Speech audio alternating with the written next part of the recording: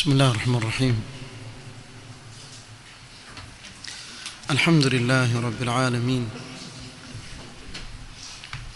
والصلاة والسلام على رسوله الأمين محمد وآله وصحبه أجمعين. أما بعد، ikiwa ni usiku wa tarehe 8 mwezi wa Safar mwaka 1448, katika darsa ya tafsir al-Imam Ibn Kathir rahimahullah ta'ala, tuendelea na tafsiri ya suratul Maida na tulifikia aya 68. Allah subhanahu wa ta'ala سمع قل يا أهل الكتاب لستم على شيء حتى تقيموا التوراة والإنجيل وما أنزل إليكم من ربكم. قل يا أهل الكتاب لستم على شيء، سمع إني watu wa kitabu, hamna lenu jambo حتى تقيموا التوراة والإنجيل وما أنزل إليكم من ربكم، mpaka muishike Taurat na Injil na yote mlioteremshiwa kutokamana na Mola wenu. wala yazidanna kathiran minhum ma unzila ilayka min rabbika tughyanan wa kufra, na hakika ulioteremshiwa wewe ewe Muhammad kutokana na Mola wako yatawazidisha wengi katika wao uasi na ukafiri. فلا تأس على القوم الكافرين، basi usiwasikitikie watu makafiri. Kabla ya kuingia katika tafsiri al-Imam Ibn Kathir, nitasoma maelezo katika al-Mukhtasar fi tafsir al-Quran al-Karim ili tuwe na taswira ya hizi aya kabla ya kuingia kusoma maneno al-Imam Ibn Kathir rahimahullah. الله سبحانه وتعالى سمع قل يا أهل الكتاب، أي قل أيها الرسول، وأنبيه متومه أني واتوا وكتاب، لستم على شيء، أي لستم أيها اليهود والنصارى على شيء من الدين المعتد به، همنا lenu jambo enyi mayahudi na manasara, wala hampo katika chochote katika dini inayozingatiwa kuwa ni dini. Bimaana ile dini mlionayo haizingatiwi kuwa ni dini ya sawa. hatta tuqimu at-taurata wal-injila wama unzila ilaykum min rabbikum, ay hatta ta'malu bima fi at-taurati wal-injil وتعملوا بما أنزل عليكم من القرآن الذي لا يصح إيمانكم إلا بالإيمان به، mpaka mtendee kazi yaliyomo katika Taurat na Injili, na kadhalika mtendee kazi yale mlioteremshiwa katika Qur'an, ambayo haisihi imani ya mtu yoyote yule mpaka akiamini kitabu hiki. Kisha Allah subhanahu wa ta'ala akasema, wala yazidanna kathiran minhum ma unzila ilayka min rabbika tughyanan wa kufra fala ta'sa 'ala alqawmi alkafirin. قال ولا يزيدن كثيرا من أهل الكتاب الذي أنزل إليك من ربك طغيانا إلى طغيان وكفرا إلى كفر لما هم عليه من الحسد. na hakika itawazidisha zaidi wengi katika wale waliopewa kitabu kabla yenu, badala ya kuzidisha iman yale yaliyoteremshwa kwako wewe Muhammad, yatazidisha kwa wao uadui na kutupa mipaka zaidi ya vile walivyo. na kadhalika itazidisha juu yao kufuru juu ya kufuru waliokuwa nayo, na yote iliyowabebea katika kuudhika na kupata dhiki kwa kuteremshiwa Mtume sallallahu alaihi wasallam kitabu hiki ni hasad, kama alivyoeleza Allah katika suratul Baqara, hasadan min indi anfusihim min ba'di ma tabayyana lahumul haqq, sio kuwa hawajui kuwa ni haki, lakini hasad. Kwa nini ameteremshiwa wahi na kupewa utume mtoto katika bani Ismail, sio katika bani Ishaq? Sababu bani Israil tulitaja katika vikao vilivyopita nasaba yao yaishia kwa Ishaq ibn Ibrahim, sababu baba yao ni Israil ambaye ni Yaqub alayhi salam, baba yake Yusuf na Binyamin na ndugu zake wale 12 ambao ndio kizazi cha bani Israil kimetokea pale.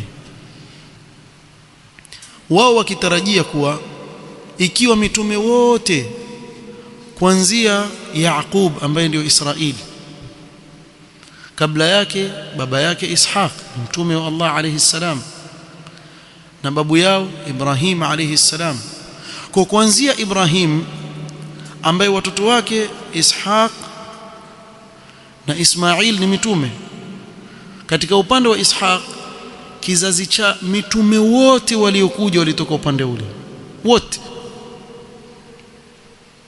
mpaka kwa Isa alayhi salatu wassalam ambaye mama yake ni katika banu Israili.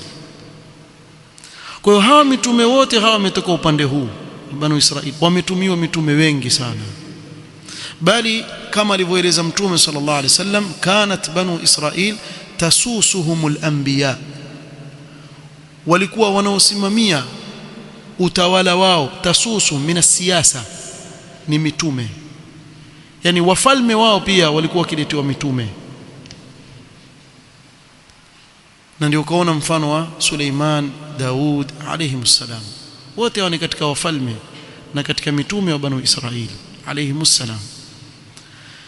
Sasa huyu mtume wa mwisho sio kuwa wao hawamjui. Allah subhanahu wa ta'ala sema yaarifunahu kama yaarifuna abnaahum, wamtambua huyu mtume kama wanavyowatambua watoto wao waliowazaa, wamjua kwa huyu ni mtume, hawana shaka.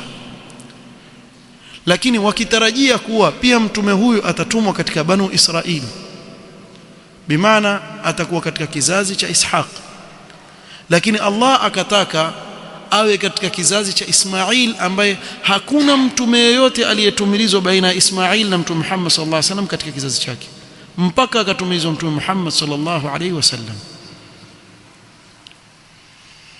Kwa nini imekuwa hivyo? Si huyu ni yule? Kwa wakawa wamemfanyia hasad mtume Muhammad sallallahu alaihi wasallam. So Ismail ndio abul arab, ndio baba wa Waarabu, na hawa wajulikana kama al-arabul musta'raba. Kuna al-arabul ariba ambao ndio wale Waarabu aqhah, ambao asili yao baba na mama ni Waarabu qahtaniyin na wengine kutoka Yemen. Ismail alayhi salatu wassalam, yeye Ibrahim baba yake alimleta Hajara mama yake na mtoto wake Ismail kwa amri ya Allah, akaweka wapi? Makkah. Na kisa chake maarufa kirefu. Na ardhi ya Makkah, wakati Ibrahim akimweka mtoto wake Ismail na mama yake Hajara, ilikuwa hakuna chochote kabisa, ardh ghairi dhi zar'in, kama alivyoeleza Ibrahim alayhi salatu wasalam. Lakini kwa amri ya Allah aambiwa wawache, nenda zako, si machezo. Allah amsifu Ibrahim asema wa Ibrahim alladhi waffa, hakuna kama yeye katika namna alivyotekeleza amri za Allah. Amepewa mitihani bwana, mpaka weangalie mtihani wa kumchinja mtoto wake, si mtihani midogo, mitihani mikubwa amepewa. Kwa wewe weka kizazi chako hapa, ondoka, nenda zako. Ibrahim ondoka, Hajara mkewe amfuata, amwambia watu wacha wapi hapa?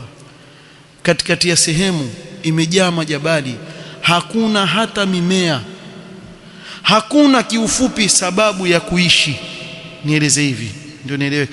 Hakuna asbab za maisha, kuwa labda kuna maji, kuna ukulima pale, hakuna sababu yoyote ya maisha. Je, umeamrishwa na Allah utuache hapa? Mama mtoto amuuliza. Ibrahim amwambia ndio.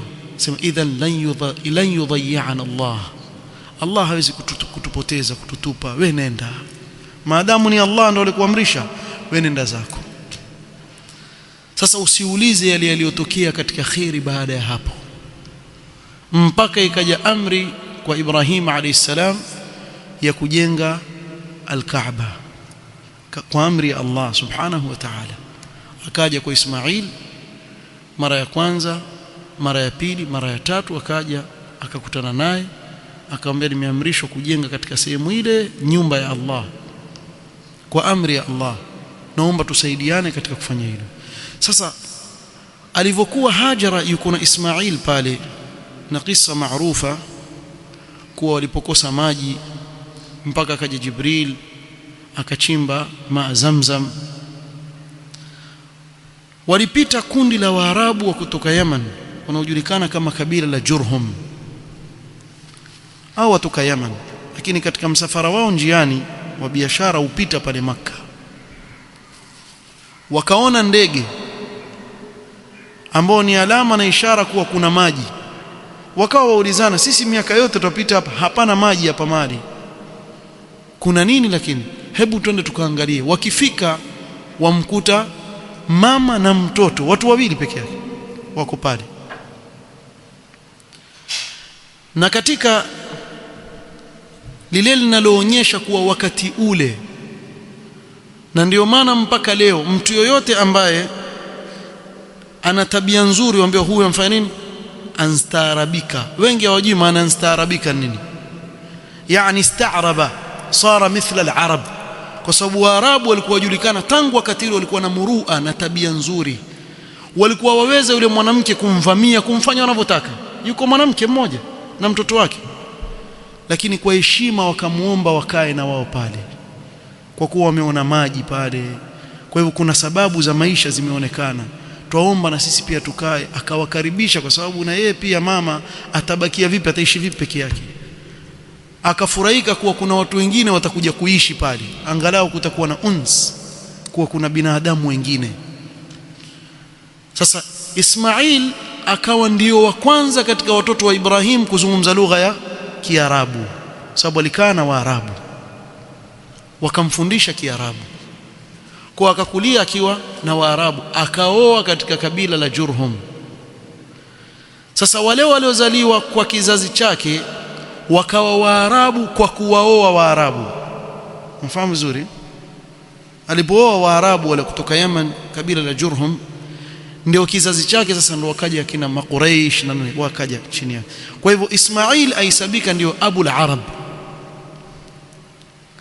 na ndio kutokea kwa Mtume Muhammad sallallahu alayhi wa ala alihi wasallam. Sasa hii historia naieleza kwa sababu uje uelewe kwa nini Mayahudi walimpinga Mtume sallallahu alayhi wasallam alipotumilizwa. Ni kwa sababu yeye ni katika kizazi cha Ismail, si katika kizazi cha Ishaq, na wao wataka ukubwa, kuwa akiwa mtume atakuwa ni katika wao, watajivunia hilo. Kwa hiyo wakampinga Mtume Muhammad sallallahu alaihi wasallam hasadan min indi anfusihim, na hili jambo amelitaja Allah jalla fi ula. Na mpaka leo utapata watu wana hasad hata katika mambo ya kidunia kama Mayahudi. Ni watu mahasidi sana. Tumewazungumza sana Mayahudi, sababu katika hii sura wamezungumzwa sana na Allah akawafedhesha sana. Lakini pia hivyo tukusalimika, tuambiwa sisi tuwasapoti Mayahudi. Allah almusta'an. Ni mtu akitaka kutukana bwana akuchagulii tusi, basi tutakupa akusingizie jambo, basi muhimu wewe watu kuone mbaya tu. Asema hakuna watu duniani wana roho mbaya za uhasidi kama hawa Mayahudi. Ni watu wana hasad. Hata mahali popote wewe ukifanya biashara, ukisikia Myahudi amekuja hapo, basi wasikitikie wale wafanya biashara pale. Mimi niliwaambia ikiwa wataka kuwatesa watu, chukua Mayahudi 10, wanawake 5 na wanaume 5, kisha watupe kama kuku vile wazaane pale, kisha utaona wewe baada ya miaka 10 wale watu watakavoteseka. Ni watu hawakai mahali isipokuwa Allah wayasauna fil ardi fasada, shughuli yao kuleta ufisadi tu, uharibifu tu. Na hili Allah amewakadiria wako hivyo, hawezi kubadilika. Usione hata wewe yule Myahudi kuwa rafiki yake ni kama nyoka. Ile siku ambayo atakupata atakuuma kutia sumu kulie mbali, usifikirie aweza kuwa rafiki yako hata siku moja. Wallahu almusta'an. Kwa hivyo hili jambo la kuwa Mtume sallallahu alaihi wasallam kateremshiwa kitabu kilichokuwa bora kabisa likawa la wazidishia hasira na uadui dhidi ya Mtume Muhammad sallallahu alaihi wasallam. Kisha Allah akasema katika aya inayofuata, innal ladhina amanu والذين هادوا والصابئون والنصارى من آمن بالله واليوم الآخر وعمل صالحا فلا خوف عليهم ولا هم يحزنون. Kabla sijaingia katika kuieleza hii aya, kuna jambo nataka nilitanabahishe. Wakati mwingine mustashriqin, waitwa almustashriqin, hawa watu wameusoma Uislamu katika kufar kwa ajili ya kuharibu Uislamu. Yani kuna watu waja wasoma katika nchi za Kiarabu haswa, pengine aweza kusoma Azhar, aweza kwenda kusoma nchi yoyote, aweza kusoma na jamia haswa, akajifanya ni Muislamu, akasoma akamaliza, kumbe yeye ametumwa, kazi yake yeye ni ausome ule Uislamu na waujua Uislamu, aweza kukutia kwenye mkorogo wewe ukashangaa. Yajua Sahih al-Bukhari, yajua Muslim, au jua Uislamu vizuri sana, lakini si Muislamu. Bali kuna wengine mpaka wameandika vitabu na si Muislamu. Malengo yao ni kuuchafua Uislamu. Sasa kuna shubuhat ambazo wao huzileta. Katika shubha nitawapeni mfano wa hii aya kisha nitaijibu hapo. Wasema innal ladhina amanu. Angalia aya imeanza inna. Na inna katika nahwu ni harfu taukidin wa nasb. Kwa kinachokuja mbele yake chatakana kiwe mansub. Sawa? Ismu inna yatakana iwe mansub. Kwa wale waliosoma nahwu watakuwa nielewa. Yabidi niingie huko kwa sababu hapa kuna shubha ambao waitumia wao ya kilugha. Innal ladhina amanu wal ladhina hadu. Lakini hapa akasema wasabiuna, na katika nahwu ilikuwa iwe nini? المفروض يكون ايش؟ والصابئين منصوب، مفهوم vizuri. Lakini hapa kuja wasabiuna marfu'. Sasa mbona hii imekwenda kinyume na kanuni za kinahwu? Mfikia sasa, kwani kuna kosa kwenye Qur'ani? Umeona vile wanavyokuja? Hebu jibu wewe. Nikuulize wewe, hujawahi kusoma nahwu, wajibu nini? Na nkafiri wakwambia unaona ashindwa kujibu. Muona vile wanavyotumia. Mwanzo nataka kuambia kitu kimoja. Wallahi lau kama ingelikuwa hili ni kosa kwenye lugha ya Kiarabu, angeanza Abu Jahal kusema, si wewe. Wewe unayesoma Kiarabu ukapata tabu, ukasoma nahwu na balagha na sarf na nini. Abu Jahal alikuwa hajasoma hizo elimu zote na iwakijua Kiarabu kisawa sawa. Namna Makuraish walivyokuwa kimtafutia makosa Mtume Muhammad sallallahu alaihi wasallam, hawawezi kuacha sehemu ina makosa katika lugha kisha wao wainyamazie. Wao watafuta kila njia kumkosoa. Kwa mwanzo wewe tuliza moyo wako kuwa mimi ndio zuka sijui, lakini hii si hivyo. Sio, mnafahamu? Mwanzo kubali hivyo kuwa haiwezekani Qur'ani kuwa ina makosa. Jambo la kwanza hilo. Kama ingelikuwa na makosa, watu wa kwanza kabisa wangekosoa ni Makuraish, kwa sababu walikuwa wamtafutia kosa lolote Mtume sallallahu alayhi wasallam. Mmeelewa vizuri? Alafu yatakauelewe yule aliyeteremshwa hii Qur'an alikuwa ni Mwarabu wa kikweli, Mtume Muhammad sallallahu alayhi wasallam. Mpaka wakati mwingine akizungumza maneno kwa masahaba wamuuliza wama kadha wa kadha ya Rasulullah, hii nini hii, mbona tukuelewa? Mnajua kwa nini? Kwa sababu yale maneno hata masahaba hawajawahi kusikia na Mtume sallam yasema, na masahaba atakauelewe ni Waarabu na wazungumziwa maneno na hawayaelewi mpaka wamuulize Mtume sallallahu alaihi wasallam awaambie kuwa maana yake ni kadha wa kadha. Sasa kama kungelikuwa na kosa, si angesema tu ilikosa. Tayib, kwa wale ambao watanielewa katika qawaid za nahwu, hii wasabiuna i'rab yake ni mubtada'un marfu' na khabari yake ni mahdhuf taqdiruhu wasabiuna kadhalika, innal ladhina amanu wal ladhina hadu.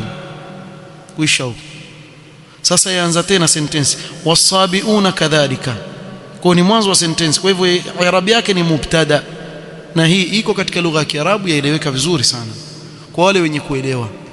Ama wewe utakosoa Qur'an kwa ajili ya kuingia kwenye kompyuta, Waarabu wenyewe walikubali kwa hakuna mfano wake katika ufasaha. Kwa hivyo hii hapa ni mubtada, wasabiuna yaja khabari yake ni wasabiuna, takdiri yake kadhalika, na imekuja kwa shakli hii istinafan lilkalam, ni kama maneno yaanza tena upya hapa, kwa ni mwanzo wa sentensi tena, kwa kukata ile hukumu ya inna. Hukumu ya inna itakuwa iko innal ladhina amanu wal ladhina hadu, ishakusha hukumu ya inna. Kisha hapa wasabiuna, ay wasabiuna ni mubtada na khabari yake ni kadhalika, wasabiuna kadhalika wan nasara man amana ila akhir al-aya. Tukishamaliza hiyo, turudi hapa katika tafsiri ya hii aya, innal ladhina amanu والذين هادوا والصابئون والنصارى من آمن بالله واليوم الآخر وعمل صالحا فلا خوف عليهم ولا هم يحزنون. laja suala hapa, hivi kumbe pia mayahudi na manasara wakifanya mema fala khawfun alayhim wala hum yahzanun, ndio hivyo maana yake aya? La, sio maana yake. Sikiliza vizuri maana yake nini.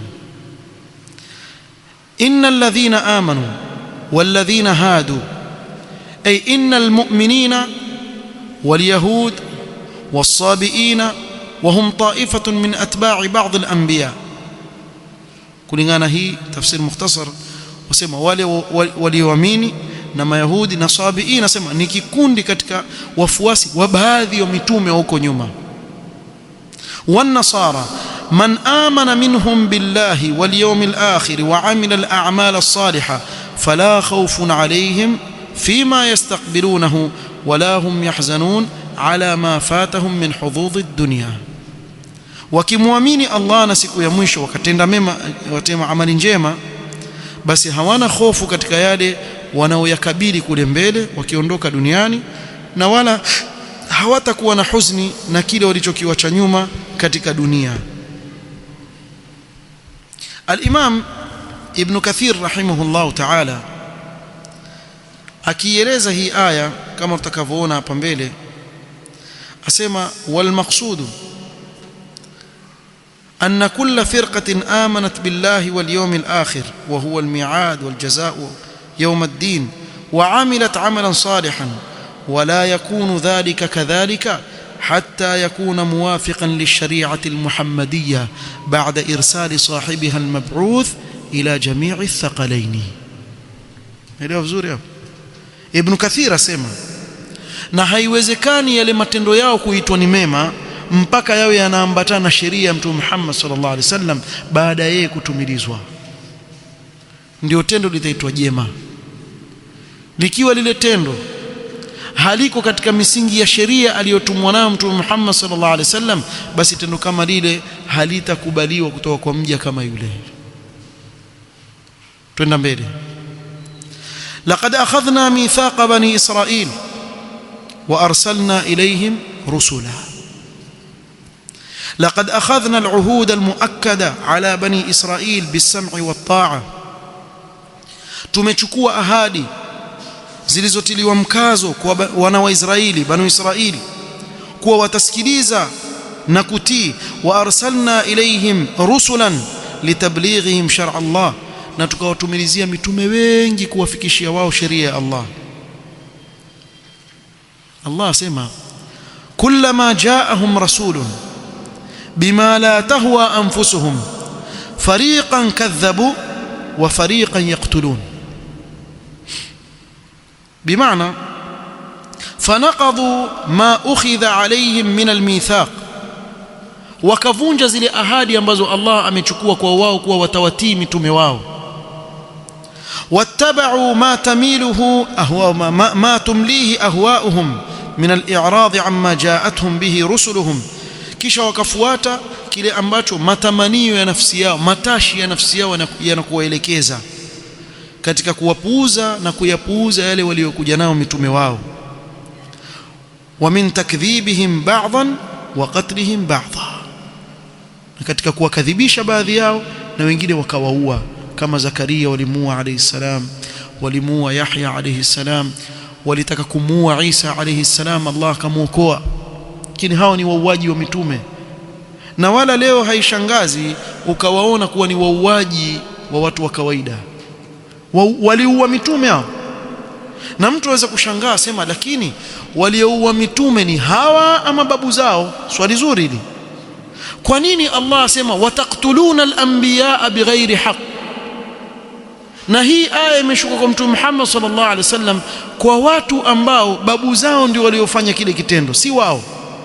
Lakini Allah azungumzia wao kuwa nyinyi mwaua mitume bila ya haki. Wanawavioni wasema liannahum radhu bidhalika, kwa sababu wao waliridhia jambo hilo la babu zao kuwaua mitume. Bali kwani alisalimika Mtume Muhammad sallallahu alaihi wasallam? Si wao waliompa sumu wakataka kumuua Mtume sallallahu alaihi wasallam? Na ndio ikawa sababu ya kifo cha Mtume Muhammad sallallahu alaihi wasallam, mpaka akawa Mtume sallallahu alaihi wasallam asema, nahisi athari ya sumu ile niliyopewa kule Khaibar ndio leo imefikia wakati wake, na ndio ya sababu ya mimi kuondoka duniani. Na ndio maana wanaoviona wakasema mtume wetu sallallahu alaihi wasallam ana daraja ya utume na shahada kuwa ameuawa. Sasa anayewatolea udhuru kuwa wao si wauaji wa mitume, huu pia ni mfano wanao. Sasa ikiwa hawa waweza kuua mitume, hawa watu wa kawaida kwao nini? Wao katika itikadi zao waamini kuwa mtu yoyote ambaye si katika wao ni mnyama amekuja katika sura za binadamu awatumikie wao. Nyinyi mwajua, hamjui hivyo? Sahaina wazayuni wale, wao ndio itikadi yao hii. Na ndio maana pale Gaza vile vita vilipoanza walikuwa wakiwaita nani? Animals, ni wanyama. Ni itikadi yao kweli. Wao waamini sisi sote sisi hapa ambao si Mayahudi ni wanyama, tumeletwa katika sura ya ubinadamu tuwatumikie wao. Lakini sha'bullah al-mukhtar, ikiwa waliochaguliwa wako hivi, hao ambao hawakuchaguliwa watakuwaje?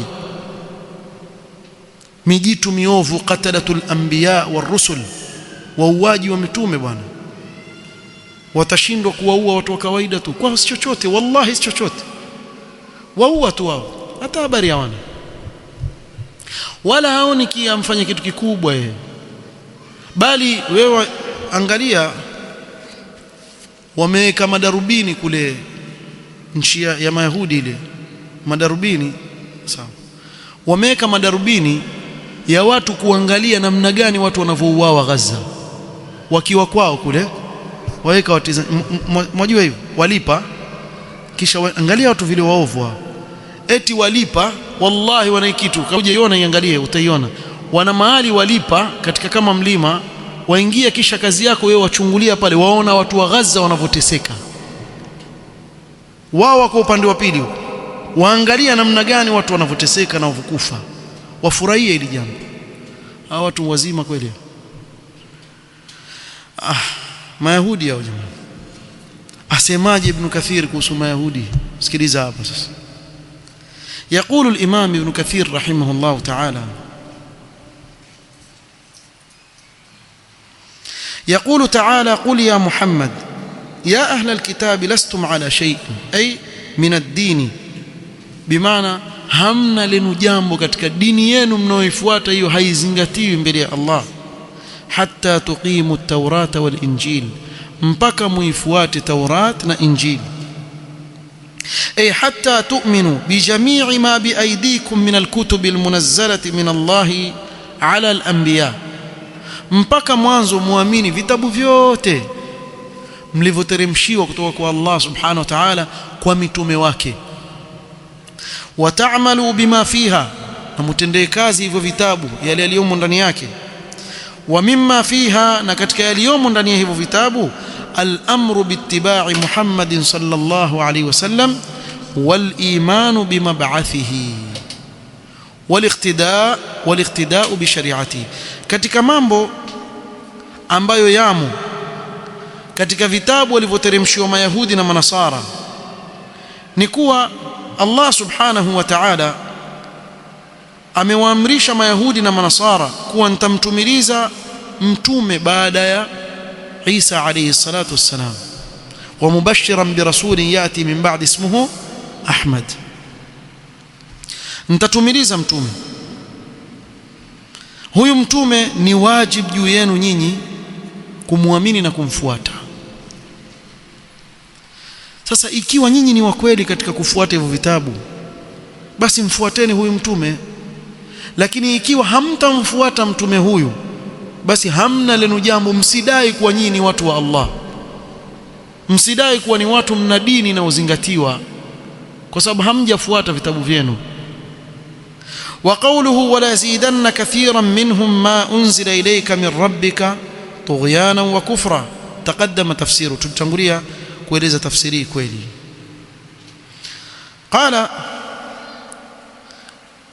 fala ta'sa 'ala alqawmi alkafirin, ay fala tahzan 'alayhim wala yahidannaka dhalika minhum, ay la yuz'ijannaka, ili jambo lisikukere wewe kuwa wao hawakuamini wewe na kukufuata, lisikutie dhiki ewe mtume wangu, wala usiwe na huzuni na hilo. Thumma qala innal ladhina amanu wa humul muslimun, wale walioamini nao ni waislamu hapa wanaokusudiwa. Walladhina hadu wa hum hamalatu at-taurah, Mayahudi waliopewa Taurat. Wasabiuna, sikiza hapa Ibn Kathir asema lamma tala al-faslu hasuna al-'atfu bir-raf'i, kwa kuanzia inna iko mbali kwa innal ladhina amanu walladhina hadu, mbali sana. Wasabiuna akisema ikawa ni vizuri iwe ni marfu', hii iwe ni marfu', kwa sababu kuna maneno mengi yamepita pale katikati baada ya inna. Wasabiuna ta'ifatun min an-nasara wal majus laysa lahum dinun. Wasabiuna, sema sabiuna ni kikundi katika manasara na majusi, hawana dini hao. Qala hu Mujahid wa amma an-nasara fama'rufun, manasara wajulikana, wa hum hamalatul injil, na hawa ni wale walioteremshiwa Injili. Wal maqsud, na makusudio hapa, anna kulla firqatin amanat billahi wal yawmil akhir, kuwa kila kikundi kilichomwamini Allah subhanahu wa ta'ala na siku ya mwisho. Wa huwa al-mi'ad wal jazaa'u yawm ad-din, na ni kuwa watu watarudi tena walipwe siku ya malipo. Wa amilat amalan salihan, na wakafanya matendo mema. Kisha hapa katika kaida akasema nini? Wala yakunu dhalika kadhalika hatta yakuna muwafiqan lishari'ati almuhammadiyya ba'da irsali sahibiha almab'uth ila jami'i athqalain, na haiwezekani kuwa hayo matendo ni mema isipokuwa yawe matendo hayo yameafikiana na sheria ya Muhammad sallallahu alaihi wasallam baada ya kutumilizwa kwake kwa watu wote, majini na watu. Katumwa kwa thaqalaini, vizito viwili ambao ni majini na watu. Faman ittasafa bidhalika fala khawfun alayhim fima yastaqbilunahu, yoyote atakayesifika na sifa hii, basi hao hawatakuwa na hofu katika yale yaliyo mbele yao, bimaana baada ya kuondoka hapa duniani wasiwe na hofu. Wala ala ma taraku waraa dhuhurihim, wala wasiwe na huzuni katika yale watakayoacha nyuma baada ya kuondoka duniani. Wala hum yahzanun. Waqad taqaddama al-kalamu على نظيرتها في سورة البقرة بما أغنى عن إعادته ها هنا. ثم tulizungumza kule mazungumzo marefu katika sura al-Baqara, waweza kurudi kule yatosheleza hili. Kwa Imam Ibn Kathir rahimahullah ta'ala kaeleza kwa kifupi tu hii aya ya kwanza na hii aya ya pili. Kisha Allah subhanahu wa ta'ala kasema laqad akhadhna mithaqa bani Israil wa arsalna ilayhim rusula kullama ja'ahum rasulun bima la tahwa anfusuhum fariqan kadhabu wa fariqan yaqtulun wa hasibu alla takuna fitnatun fa'amu wa sammu thumma taba Allahu alayhim thumma amu wa sammu kathirun minhum wallahu basirun bima ya'malun. Wa hasibu an la takuna fitnah أي وظنوا أن نقضهم للعهود والمواثيق وتكذيبهم وقتلهم الأنبياء لا يترتب عليه ضرر بهم. قول uovu walikuwa nao hawa watu, wao walikuwa kidhania kule kuvunja kwao ahadi za Allah na kukadhibisha mitume wa Allah na kuwaua mitume wa Allah hakutawaletea wao madhara ya aina yoyote, jambo la kawaida tu kwao. Allah asema fatarattaba alayhi ma lam yadhunnuhu, lakini natija yake yakawapata madhara ambao hawakuyadhania. Fa'amu 'anil haqqi, wakawa vipofu hawaioni haki. Fala yahtaduna ilayhi, hawaongoki katika kuifuata haki. Wasammu 'an sama'ihi samaa qabul, na wakawa na uziwi wa kuisikia haki, kusikia kwa kukubali. Hata ukamwambia ile maneno ni kama kiziwi. Thumma taba Allahu alayhim tafaddulan minhu, kisha Allah akawasamehe huko nyuma kwa fadhila zake. Lakini hivyo hivyo thumma amu ba'da dhalika 'anil haqqi, kisha wakafanya upofu wa kutoifuata haki. Wasammu 'an sama'ihi, na wakajitia uziwi wa kutotaka kuisikia haki. Hadatha dhalika likathirin minhum, hili limewapata wengi katika Mayahudi. Wallahu basirun bima ya'malunahu la yakhfa alayhi minhu shay'un wa sayujazihim alayhi, na Allah subhanahu wa ta'ala ni mwenye kuyaona yale wanaoyafanya, hakuna kinachofichikamana na yeye Allah subhanahu wa ta'ala, na atawalipa kulingana na matendo yao. يقول الإمام أبو الفداء ابن كثير رحمه الله يذكر تعالى أنه أخذ العهود والمواثيق على بني إسرائيل على السمع والطاعة لله ولرسوله.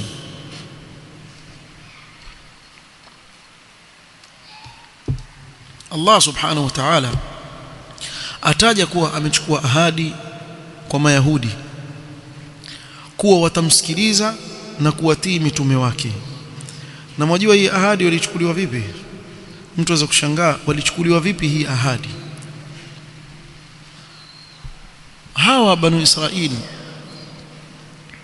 au niseme Mayahudi ni watu wakorofi, waliwatesa mitume hao.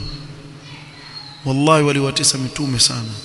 Angalia Allah sema ya ayyuhalladhina la takunu kalladhina adhaw Musa. Hebu huyu Musa alayhi salatu wassalam kalimullah ulil azmi min ar-rusul, katika mitume miongoni wa mitume wa bora kabisa, yeye ndiye sababu ya kuwatoa wao kwa Firaun kwenye adhabu kali alikuwa akiwafanyia na madhila na utumwa alikuwa nao. Kisha baada ya kuwa ashakuwa sababu ya kuwaokoa na kuwasalimisha na Firaun mpaka Allah akamwangamiza Firaun, bado waudhi walimuudhi Musa hawa, Allahu akbar, mpaka mwisho kile kisa cha al-ardh al-muqaddasa, kuwa waingie kwenye al-ardh al-muqaddasa alati walimwambia nini Musa? Idhhab anta wa rabbuka faqatila inna hahuna qa'idun, wewe nenda na Mola wako kapiganeni kule, mkishamaliza ndo hapa sisi tumekaa tukusubiri. Si wajifanya wapenda kutuingiza sisi kwenye vita, nenda wewe una watu shekhe. Na Musa aondoka duniani akiwa amewaita watu wake fusaq. Qala rabbi inni la amliku illa nafsi wa akhi fafruq bainana wa baina alqawmil fasiqin, akawaita ni fasiqin, kabla ya kuondoka duniani Musa alayhi salatu wassalam, awaita watu wake namna hiyo. Sasa hawa walikubali vipi ahadi hii? Allah subhanahu wa ta'ala hilo pia akalieleza, warafa'na fawqakum at-tura khudhu ma atainakum biquwwa. Walinyanyuliwa jabali bwana juu yao. Muona jabali liko juu ya hewa, juu yao, mutakubali ama hamkubali niwaangushie? Wallahi wafanywa hivyo. Warafa'na fawqakum at-tura, na katika nyingine warafa'na fawqahum at-tura bimithaqihim.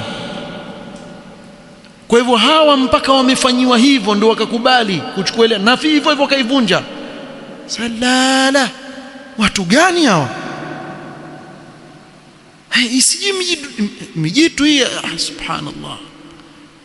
Watu kuwa maadamu wako duniani mtapata taabu nyinyi. Wallahi mtapata taabu sana, si wako mpaka wamenyanyuliwa jabali ndio wakubali ahadi ya Allah kuwa sawa, tumekubali. Lakini nisema nini?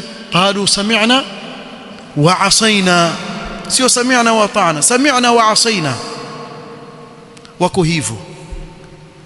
Sasa walichukua ahadi hiyo kweli, lakini hiyo ahadi wakaivunja. Fanaqadhu tilka al-uhud wal-mawathiq wattaba'u ara'ahum wa ahwa'ahum, wakavunja zile ahadi zote walizoahidi, wakafuata rai zao na matashi ya nafsi zao. Waqaddamuha ala shara'i, wakatanguliza matamanio ya nafsi zao juu ya sheria walizoteremshiwa na Allah subhanahu wa ta'ala. Na nyinyi waangalieni, walipoambiwa wasifanye kazi siku ya Jumamosi walifanya nini? Wajanja wao, wataka kufanya hila na sheria ya Allah. Lini hatufanyi kazi Jumamosi? Hakuna wasiwasi. Na Allah akawapa mtihani, idh ta'tihim hitanuhum yawma sabtihim shur'an. Ikawa wale samaki waja wengi, kwa wavuvi waja wengi siku ya Jumamosi, wacheza juu yao, juu ya maji hivi aswa. Wa yawma la yasbituna la ta'tihim, na siku ambayo si Jumamosi hakuna samaki mpaka uende ukatafute. Kadhalika nabluhum, mtihani wa Allah sema hivyo hivyo, tuwaonja na mtihani. Wakafanya nini? Wakasema sisi tutafanya hivi, tuwekeni mitego Ijumaa, kisha tutachukua mitego yetu Jumapili, itakuwa Jumamosi tumelala. Umeelewa vizuri? Sasa kama ni neti, mwaziweka neti Ijumaa, si Jumamosi samaki watakuja, wakija wale samaki waingia kwenye neti. Lakini nyinyi hamfanyi kazi, nyinyi mlifanya Ijumaa, si ndio? Alafu ikifika Jumapili kwenda kuchukua neti zenu zikiwa zimejaa samaki, wafanya ujanja katika sheria ya Allah subhanahu wa ta'ala. Allah akawageuza matumbiri, qulna kunu qiradatan khasiin, wakageuzwa matumbiri. Kwa walikuwa wakitanguliza akili zao juu ya sheria ya Allah. Fama wafaqahum minha qabiluhu wama khalafahum radduhu, kile ambacho chaafikiana na matamanio ya nafsi yao wakikubali, kile ambacho chenda kinyume haiki hawakikubali. Wama ashbaha ahli albid'a bilyahud, na ahli albid'a wamefanana sana na vitendo kama hivi walivyokuwa navyo Mayahudi. Kuna mangapi katika maamrisho ya Mtume sallallahu alaihi wasallam ya wazi kabisa ambao hawayakubali, lakini kile ambacho wakitaka wao basi watakitafuta kwa njia yoyote ile. Angalia hii iko hii, naweza kutoa mifano kadhaa hapa. Mfano mmoja nitawapa. Mtume sallallahu alaihi wasallam amekataza watu kujenga juu ya makaburi. Naha an-nabiy sallallahu alaihi wasallam anil bina'i ala al-qubur. Hao jamaa wafuata, siko wazi lakini haifuati.